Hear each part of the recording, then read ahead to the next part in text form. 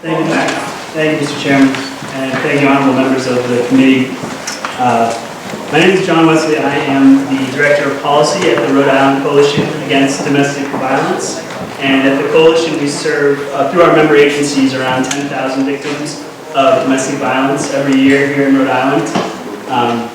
And I am speaking tonight on the bill at hand, which is House Bill 5830. I want to thank Representative Handy for sponsoring this vitally important bill. We shouldn't even have to be discussing this bill because the United States Supreme Court has unequivocally held that spousal notification is unconstitutional. So it's unfortunate that I'm here having to testify in the first place. This bill in front of us would finally repeal the unconstitutional 1982 requirement of spousal notification, specifically husband notification, as it's worded in the statute, which makes it both sexist and offensively heteronormative. Somehow this law is still on the books in Rhode Island, even though it was struck down in federal court as unconstitutional back in 1984 in Planned Parenthood of Rhode Island versus Board of Medical Review. That a husband must be notified before a patient makes her own autonomous reproductive health choices violates fundamental liberty interests under the United States Constitution.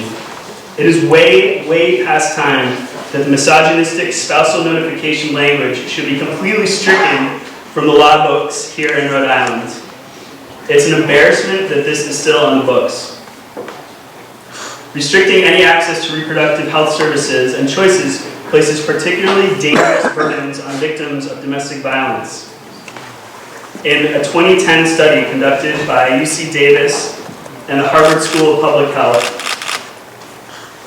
researchers found that at least 35% of domestic violence victims report some sort of reproductive control by their abusive partner, either through contraceptive interference or coercion to become pregnant. When the United States Supreme Court found spousal notification measures to be unconstitutional in Planned Parenthood v. Casey in 1992, they based their reasoning on the serious and potentially life-threatening consequences that this sort of law has for pregnant victims of domestic violence and sexual assault. We urge you to consider the court's reasoning, and I quote directly from the opinion: mere notification of pregnancy is frequently a flashpoint for battering and violence within the family. The number of battering incidents is high during the pregnancy, and often the worst abuse can be associated with pregnancy.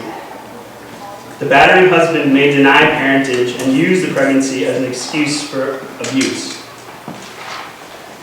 Now, in addition to spousal notification being incredibly dangerous for victims of domestic violence and sexual assault, as well as unconstitutional and unenforceable, I would add that I am a married man myself with a wife who is a physician, and she's much smarter than I am and certainly more capable of making her own choice on her health decisions. I believe that the husband notice requirement is sexist and, of course, in violation of individual liberty and fundamental privacy rights, as well as patient confidentiality and autonomy. So thank you for your consideration, and please support House Bill 5830 to finally repeal this dated and discriminatory law. The time is now. Thank you very much.